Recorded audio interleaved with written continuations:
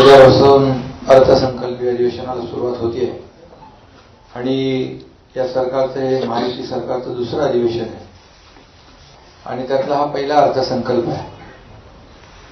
सरकारची टर्म नवीन असली तरी सुद्धा आमची टीम जुनीच आहे. फक्त आमच्या दोघांच्या खुर्च्यांची बदलाबदल झाली. अजितदादांची मात्र फिक्स आहे.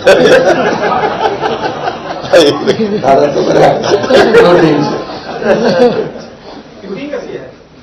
तुम्हाला फिक्स करता आले नाही त्याला मी काय करू.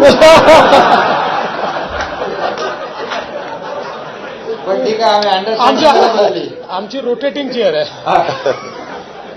अंडरस्टँडिंग. पण अजितदादा अर्थसंकल्प पुन्हा मांडतील आणि या अर्थसंकल्पात देखील आपण अजितदादा मांडतील, पण विरोधकांचं काय, ते काय मांडणार. त्यांचा तर व्यर्थ संकल्प सुरू आहे आणि नुसत्या आता अजितदादांनी सांगितलं की आता सगळ्यात जास्ती आता यांची काट झालेत का.